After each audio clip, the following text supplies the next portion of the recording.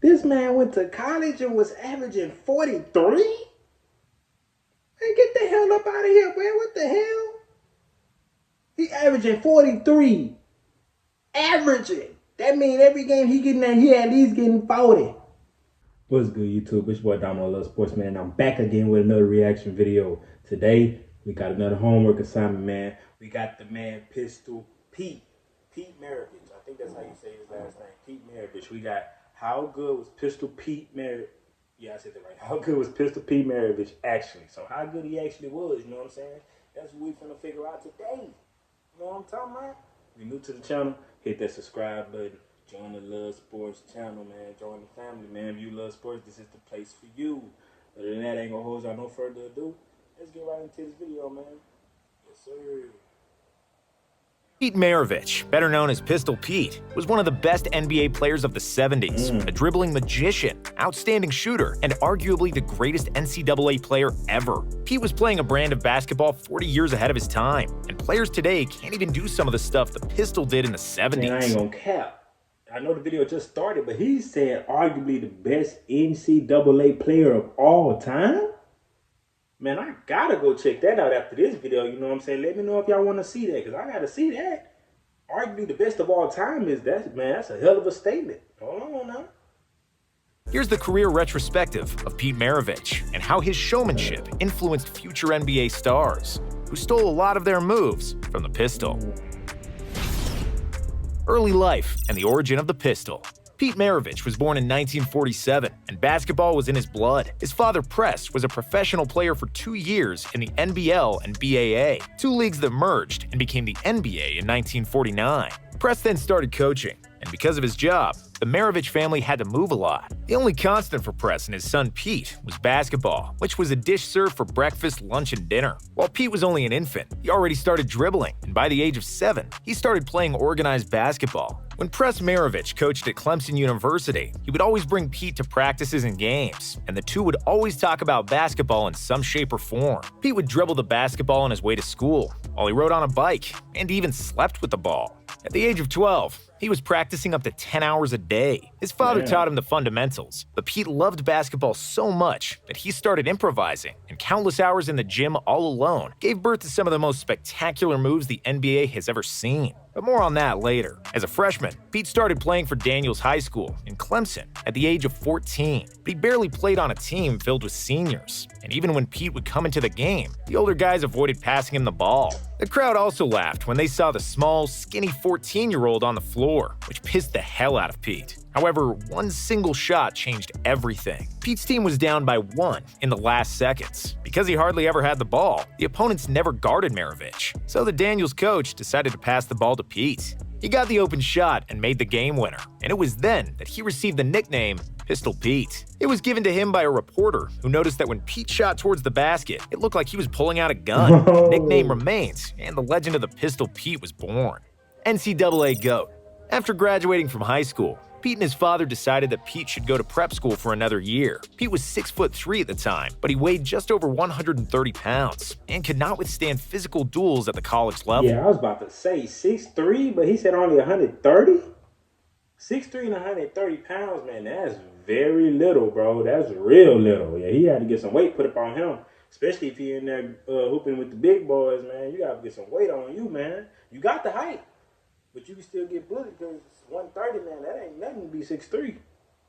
So, he spent a year at the Edwards Military Academy, where he grew to 6'5" and bulked up to a respectable 160 pounds, which improved his game tremendously. At the same time, his father Press got the head coaching job at Louisiana State, which was known for football, but had a minuscule basketball program. Press asked Pete to attend LSU and join him, which Pete bluntly rejected because he wanted to play for a renowned basketball college. However, after Press threatened to kick him out of the house, Press decided to join his father at LSU. Under his father's tutelage, Pete became a superstar and would set records that will likely never get broken. In his freshman year, he averaged 43.6 points per game, but because of the rules in the 70s, freshmen were not allowed to play on the varsity team. The crowd at LSU would often watch the freshman games and then leave once Pete's game was done, and wasn't even interested in watching the varsity team. Pete led the freshmen to a 17-1 record that season, while the varsity team, led by Press, had a record of 3-23. In his sophomore year, Pete was able to play for the varsity team and immediately asserted himself as the primary option on offense with 43.8 points on average. He was the NCAA's top scorer that season, and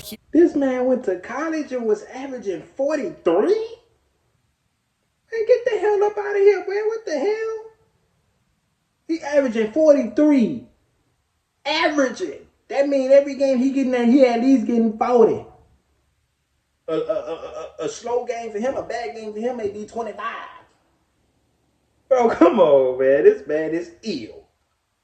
he repeated that feat as a junior with 44.2 points, and as a senior with 44.5 points per game, along with 2 National College Player of the Year awards. In the 3 years he spent on the varsity team, Pistol Pete scored 3,667 points in 83 games, averaging an incredible 44.2 points per game. He owns almost every NCAA scoring record to this day, and what's even more impressive is that he broke all those records in the era without the three-point shot. Former LSU coach Dale Brown charted every shot Maravich scored, and because he shot many jumpers from long distances, Brown calculated that Pete would have averaged an astounding 57 points per game if his long jumpers counted as threes. A globetrotter in the NBA, Pistol Pete was the most known player in the country by the time he finished college, and he had plenty of options where to continue his career. He was contacted by half the ABA teams, many NBA teams, but also the Harlem Globetrotters, who offered Maravich $1 million to join them. Maravich dribbled the ball like a globetrotter. He shot the ball better than all of them, and he knew every basketball trick in the book. Between the legs, behind the back, dribbling 2 balls at the same time, you name it, Pistol Pete was doing it. If he had joined the Globetrotters, he would have been the first white member, but he'd fit right in because of a unique skill set. However, his dream was to play in the NBA like his dad, and the Pistol was selected with the 3rd pick by the Atlanta Hawks in the stacked 1970 NBA draft. In the rookie season, Maravich was under tremendous pressure after signing a contract worth nearly $2 million for 5 seasons. At the time, the largest contract in NBA history. However, he immediately proved that he is one of the best players in the world and that his big contract is justified. Maravich averaged 23.2 points and 4.4 assists per game as a rookie, which was the 8th best scoring output that season. The second season was supposed to confirm Pistol's superstar status, but he contracted mononucleosis, which caused him to lose 20 pounds. As a result, Pete missed 16 games, and the illness slowed him down to 19.3 points per game. But Pistol Pete would bounce back in his 3rd season, averaging 26 points and 7 assists per game, making his first All-Star team.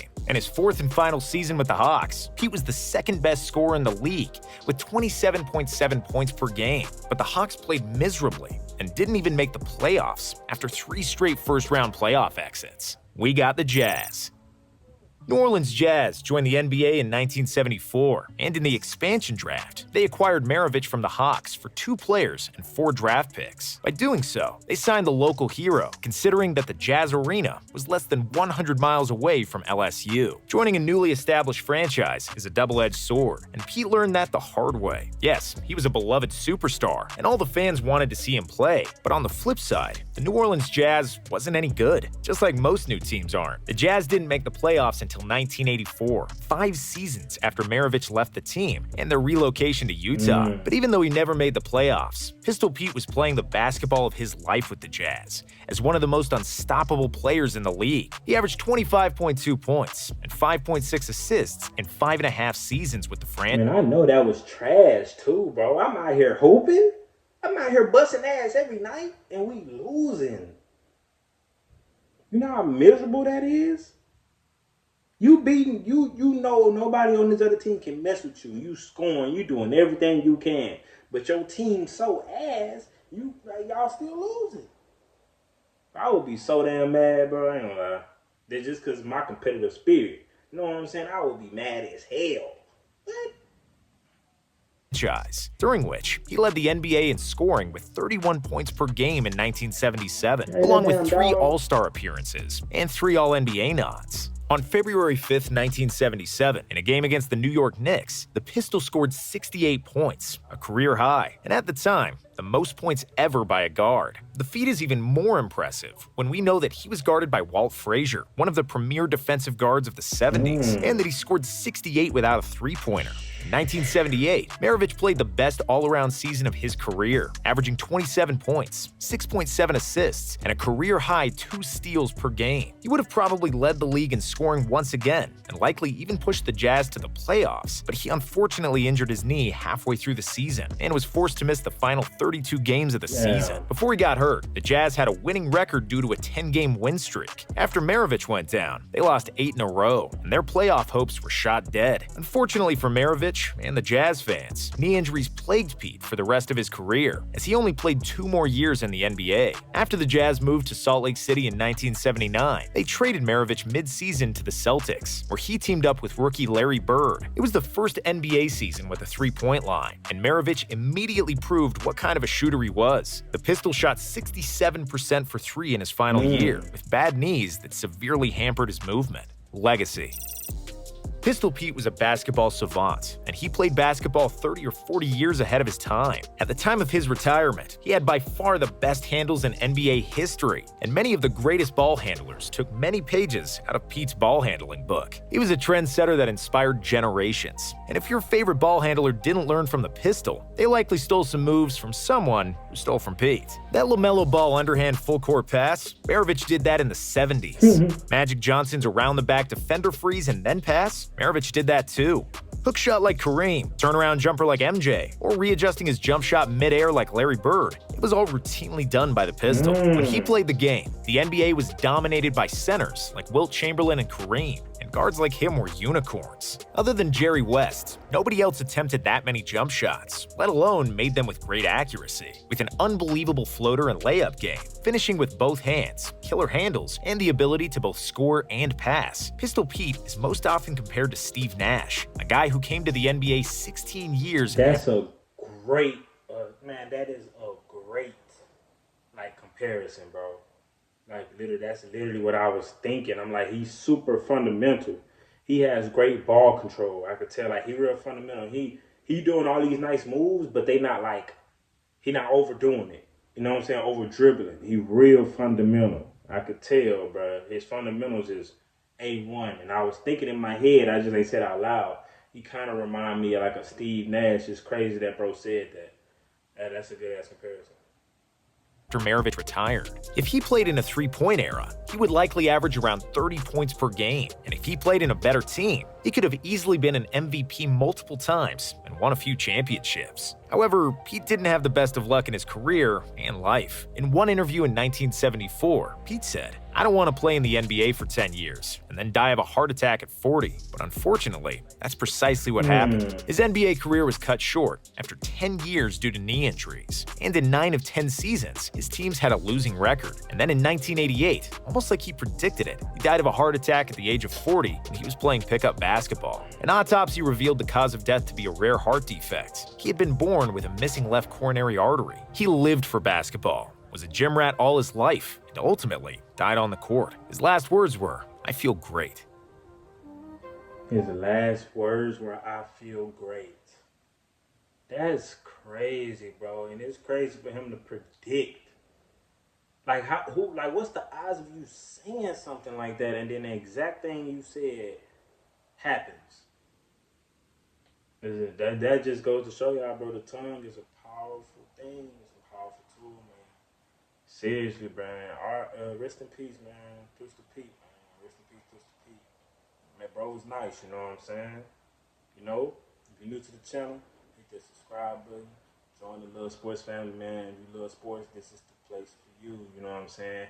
Beat that like button up like Mike Tyson. You know what I'm saying? It's free $99, you know what I'm saying? Go ahead, hit it for your boy.